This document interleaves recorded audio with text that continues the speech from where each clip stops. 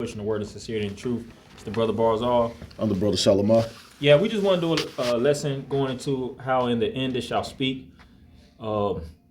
As we see, like the scriptures tell you to watch as well as pray. And we all are, watchmen. We stand on this tower, which represented an elevated plane, which we have the highest form of understanding through the spirit and power of Yahweh Shema Shah. The scripture says that whatso things are revealed to you in secret, proclaim ye on the housetop. So in the spirit, we see everything and we can know how to filter it directly through the scriptures to measure the time as it is written in 2nd Ezra, the 9th chapter. And as we see, it's only a few prophecies left.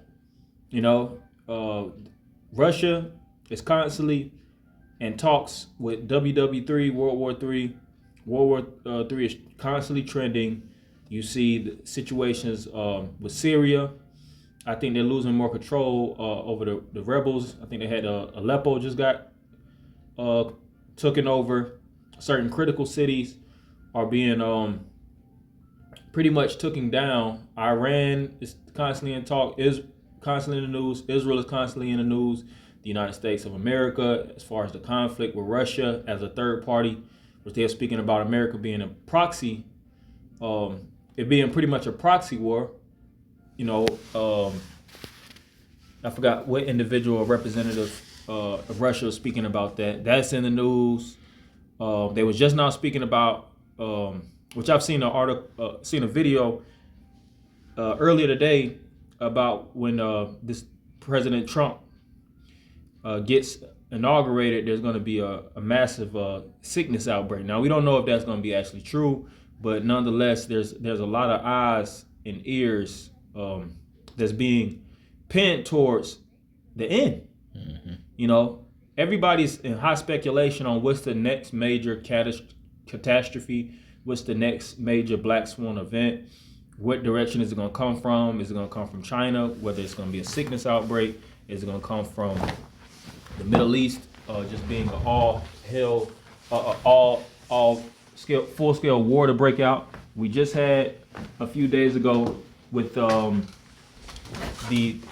think it was the president of Korea, if I'm not mistaken. He just issued martial law, but he rescinded it. I don't know if it was Korea for sure. It was one of those Asiatic countries, but they just enacted martial law. It was South Korea. South Korea, mm-hmm. But he rescinded it.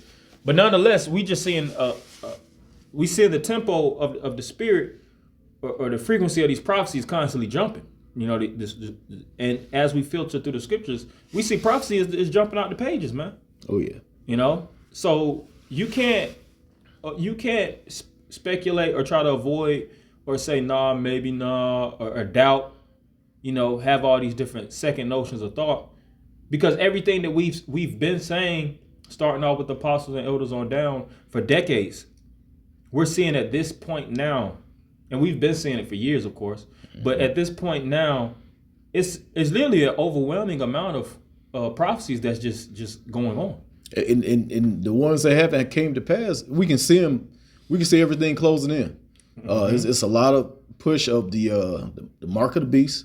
Mm-hmm. That's about to hit real quick. Mm-hmm. We had more earthquakes. Two just happened just now. Just the uprising of people, mm-hmm. Civil war. All of these things about to break out at one time. It's like it's closing in, and it's like a balloon getting ready to pop. Mm-hmm. But just like the brother was just speaking on, all of these things are gonna happen. And one brother that really opened my eyes up, I was talking to brother Kasha Quala, and we was just going through some stuff from Revelations. He was like, "Yeah, man, once that chip come, everything just gonna happen like boom, boom, boom, boom, boom, boom, boom, real quick." Mm-hmm. So before you know it, we'll be out of here, man. Yeah, Jacob's trouble ain't gonna, just like the scriptures say. I believe it's in Matthew 20:25. Days shall be shortened for the elect's sake. Mm-hmm. Or don't it say something like I can't even really quote it right, but basically if the Lord don't come back sooner, No flesh shall be saved. that's it. No flesh shall be saved. Yeah, so that's why things gonna happen quick because people gonna be dropping fast. Yeah, the amount of depression that's going to hit the earth is going to be unprecedented. You had the what was that? The Great Depression. This is going to make the Great Depression seem like a goddamn cakewalk. The Great Depression actually, when they looked at the numbers on how people, what they needed to afford to live, this is actually we're in way worse times. We're worse than a Great Depression, and it's going to get significantly worse than it is even now, because the Scripture says, "Victual shall be so good cheap." They think they'd be in good case, and even then, more perils are going to come. See, now we could still go to our local shopping center and buy eggs, and it's high as hell, but you can still buy eggs and meat and dairy, bread. But like the apostles go into inflation and hyperinflation, which they're doing all these hidden tax on this food right now. But it's going to get to the point they're going to jump these numbers to the heavens, and they're going to lock down a lot of these shopping centers and supermarkets unless you have that device embedded within you, which is the RFID chip. Because we ain't ducking the prophecies. We gonna tell you plainly, it is the microchip, the very chip, whatever you want to call it. It's the chip, and they're gonna put it in your right hand or directly in your forehead. It ain't no Christianity. It ain't no sleeping with white women. It's an actual device that is going to be massive produced, which they're already massively producing these chips. They're just in our phones, and they're all around us. As we sit right now, it's probably over 10 chips within the devices within this facility that we're in. And there's at everybody's household. So where you live, you probably got anywhere from 20 to 30, 40 chips probably in your household. But they're going to take these different devices and put it within you. And that's one of the major final prophecies that's going to be the tester. So, without further ado, we're going to get into some scripts. All right. We can start out with this Habakkuk chapter 2 and verse 3. All right. It says, "For the vision is yet for an appointed time, but at the end it shall speak and not lie. Though it tarry, wait for it, because it will surely come. It will not tarry." Can you try to look that up in like the BDE or another version? It's plain, but I just want to hear how they want to, it's always beautiful to hear different ways that they break it down.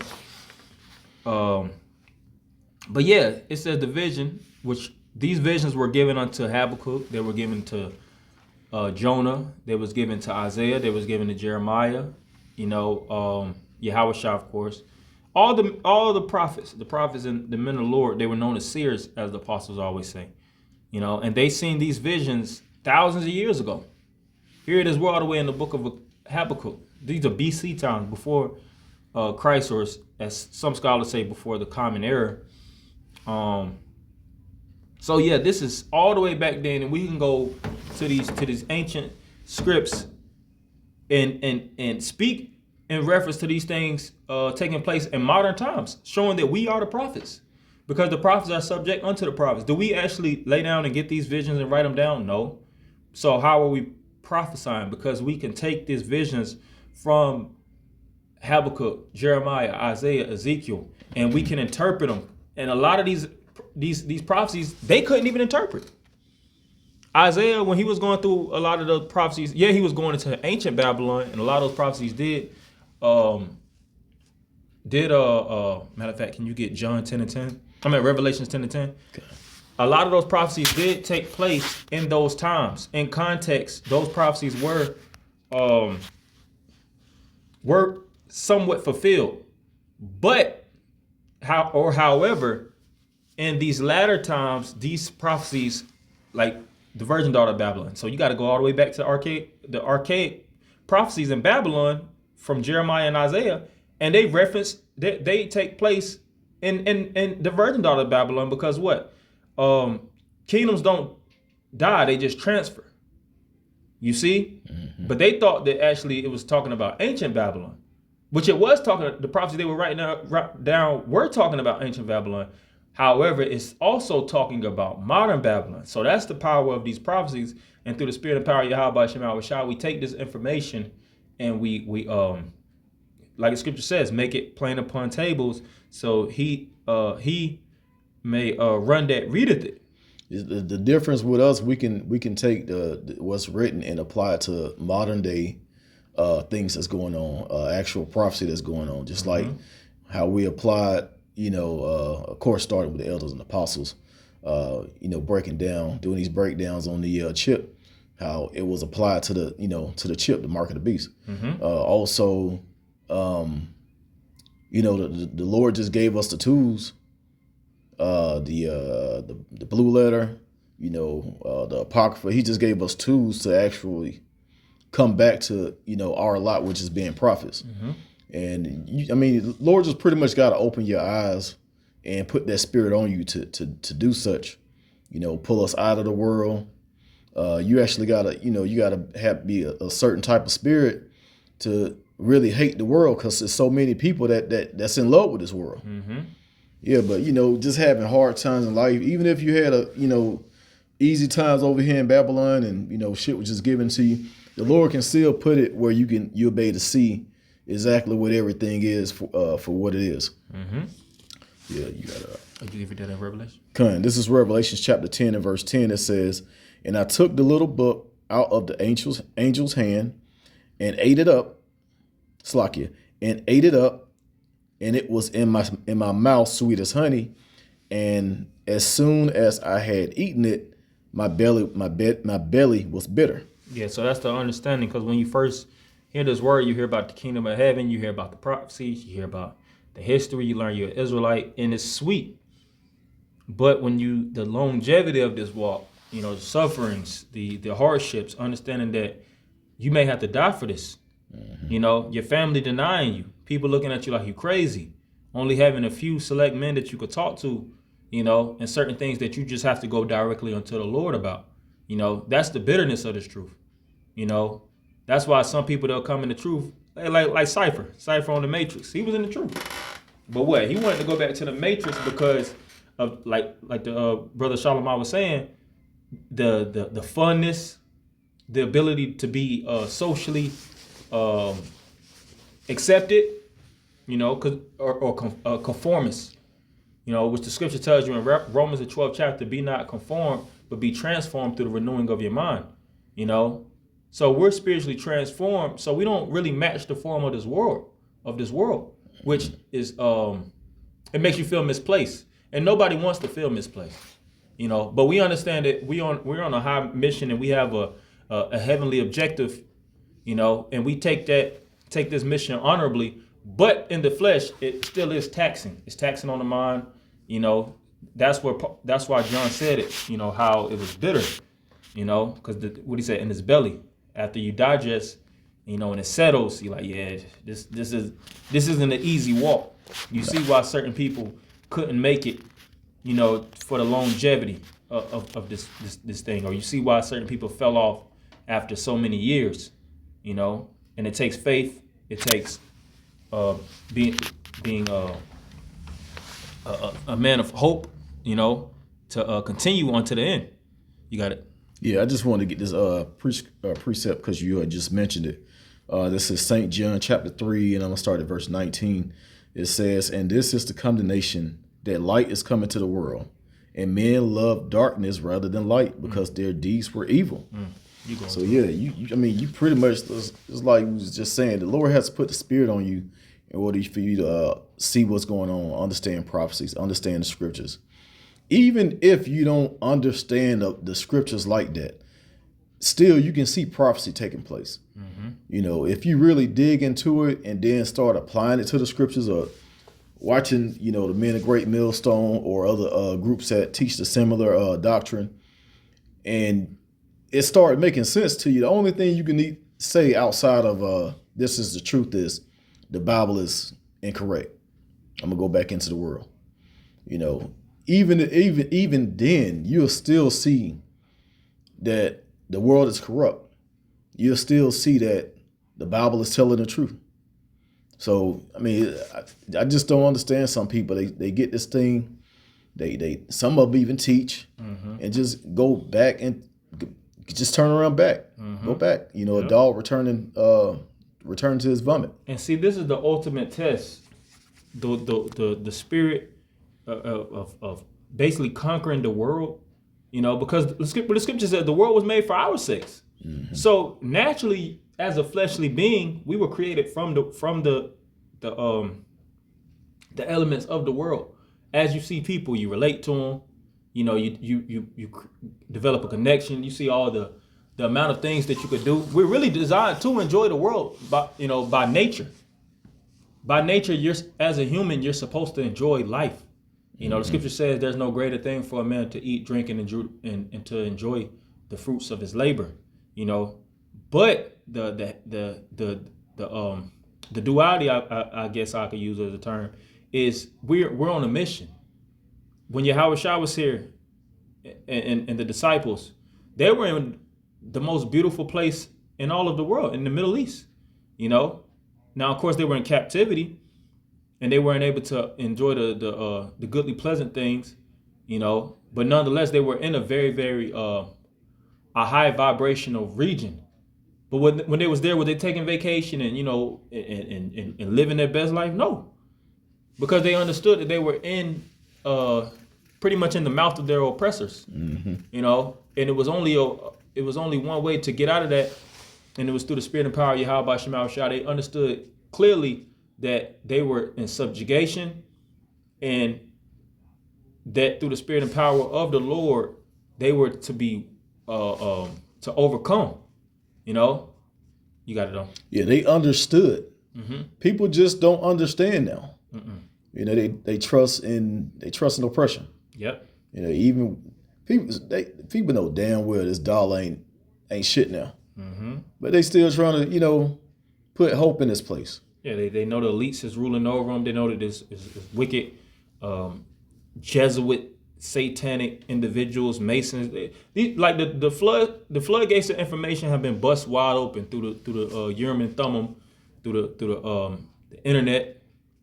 You know, through, you know, like Apostle say, the unicorn. So the understanding is constantly out. Gross darkness covers the earth, and the only way to overcome that darkness is through the light of truth. You know, so right now we're not in that time to be jet setting and doing, you know, you might have fun here and there, but ultimately this ain't time to be living your best life, because this isn't life. We're in the valley of the shadow of death. You know, at any moment we could be rounded up, blacklisted, which we already are on those lists. They already got our Facebooks. They already got all of our lines is already tapped. You know, you could believe that. Agents is already in all of our, more than likely in certain parts of our, I don't want to say association. I just use that for letter, you know. So them spirits are definitely amongst us, you know? And they're waiting on us to misstep. They're waiting on something to play on. So we constantly have to make ourselves, you know, or I just say constantly be on a high alert. Matter of fact, you can finish verse 11 on Revelation 10. Okay, let me jump back to it. Revelation chapter 10 and verse 11 says, "And he said unto me, Thou must prophesy again before many peoples and nations and tongues and kings." Yeah, so why would the angel tell John that he would have to prophesy again if he knew that he was going to die on the island of Patmos? Because he died on the island of Patmos. And he never prophesied again after his departure. You know, that's talking about reincarnation. Right. He was going to have to come back and fall back in his lot. And we don't know where John is. John could be in the camp. More than likely, he is in the camp. You know, so John is not the only one that's back. You know, the disciples are back. The prophets are back. You know, the apostles. Certain men that was in, you know, these high and noble positions, the priests. You know, all of them are back, and they have to serve this captivity, and we don't know who we are. You know, at the end, all these things will be revealed, but we take these things humbly, and we just do the work of an evangelist as it is written. But nonetheless, we do know that we have a high calling through the spirit and power of Yahweh Shema Shai, as it is written. Many are called, but few are chosen. We don't know if we're chosen, so we do what it takes in this calling to be solidified. And the Lord wants us to work. The Lord wants us to bust our ass in this truth. We're supposed to be spiritual workhorses. The scripture says that work while it is day. The night cometh when no man shall work. It's gonna be a time where we ain't gonna be able to put in this heavy work of the Lord. And it's all going to be predicated upon the fact of what you did, because the Lord has given us a lot of time to prepare for the end times. Yep. If I can get something real quick, I believe that's in 2nd Esdras 9. So the work shall follow you. We could probably close on that though. Yeah, kind of. Yeah, we were just through the sensitivity of time, Lord willing could do another part, or but through the Spirit, like you said, going into the layout of the lesson is we definitely, these prophets are definitely speaking. The pages as we flip through them, and it's a lot of people that's really waking up too on social media. It's still shit talking and a lot of buffoonery. But when it comes to the narrative of the scriptures, people are really, looking at this. I mean, people always had a high respect for the Bible, but they didn't understand it, But as time is progressively getting worse, they're saying like, oh yeah, what grandma and great grandma was saying, about the Lord coming back and times being evil and things of that nature, and they say the rapture, which we don't believe in the concept of the rapture, but the little bit of the narrative that they have according to the scriptures about evils befalling the earth in immense and war and destruction, and like they say, the red horses and the pale horses, they know a few of those things, but they don't know the fullness of it. They seeing that, oh yeah, we're here, we definitely live here. They're just trying to put their hands in the heads in the sand, because they done did a immense amount of dirt, and they don't know how to come back into good graces. So they just try to be on the get along to give, however that saying go. Just trying to, just pretty much move along. Like I said, be conformists. But us, we got a shot for the crown. Yeah. Because we've been doing what the Lord told us to do. When the Lord knocked on our door, we answered. And we hit those highways and byways. We hit the ground running. Us brothers haven't took no hiatus or no days off. The apostles, starting out with apostles. The apostles didn't take no 10, 15 years. Apostles is constantly on the streets. As you go on their YouTube pages, you're going to see them on the streets. Constantly being updated. Okay, yeah. If I could get back to this 2nd Esdras, is actually 2nd Esdras 8 and verse 33. It says, "For the just which have many good works laid up with thee shall out of their own deeds receive reward." So yeah, we trying to make sure that this work that we doing, just like the brother Barzal was just saying, how it all works, how we the same prophets from back then are here today.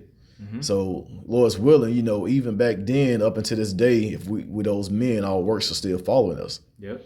So yeah, we ready to receive that reward. There's nothing here that could put us back into the world outside of what the Lord has said. He ain't even really went into detail about how amazing the kingdom is. We just know that it's going to be just glorious beyond anything you can expect. Joy unspeakable. Right, everlasting life, all these wonderful things. Yeah.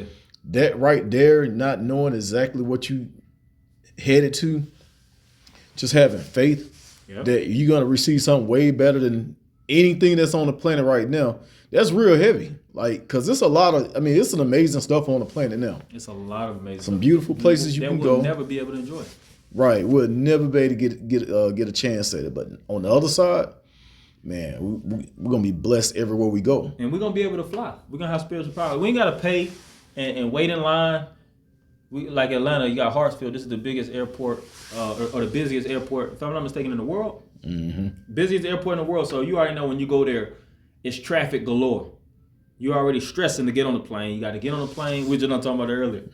You couch right beside somebody, or you might got a little bit depending on the amount of. But you got to pay. You have to pay all this money just to go somewhere for 5 days. And how long did you have to save up? 8 months, a year, 2 years, depending on the type of location you want to go to, just to enjoy it for 7 days. You got to pay for the plane ticket. If you want to take your family, oh my goodness. Bro, you can hotel fees. You can think of a place in the kingdom and teleport and have everybody there. Everybody like there. in like I said, it's too much to think of. It's too much to wrap your mind around. But we're gonna have those abilities. I mean, that's just what it is. It's gonna be better than anything that Esau can create on this side. The Lord is going to burst the bonds of Jacob because we're in captivity. And what they say that the average mind, you only could use like 10% of your mind. Right. In the kingdom of heaven, we're going to be able to use 100% of our mind like Lucy. Is it a little bit more on that? No, that was it. Yeah, so, we didn't want to make it too long, just for the sake of time through the Spirit. But we're definitely at the last few scenes of this thing. So we might as well make it glorious. It ain't the time to be holding our head and, man, Bills, man, in that low frequency mentality, that Eeyore. Yep. That Eeyore mentality. The scriptures say, seek ye the kingdom, and those things shall be added unto you, roughly paraphrasing. So we just got to stay focused on the reward, on the kingdom. And, the Lord, he'll give you what you need on this side, what you need, not everything you want, but just to endure and to make it, the Lord will take care of it. He's going to give you the necessity. The scriptures speak about how the Lord loaded us with benefits daily. So you're going to have enough to get the job done. If you're a servant of the Lord will provide the necessary resources to get the job done. Right. More than enough resources. It's just up to us to use it. So hopefully that was edified, for the few brothers and few sisters that listen and watch. So with that, we're going to end it by giving all praise, honor, and glory unto Yahweh, Bahashem, Yahweh Shai, Bahashem, Rakakudash. Double honor to the apostle and elders of Great Millstone. Shalom, Maki. Shalom.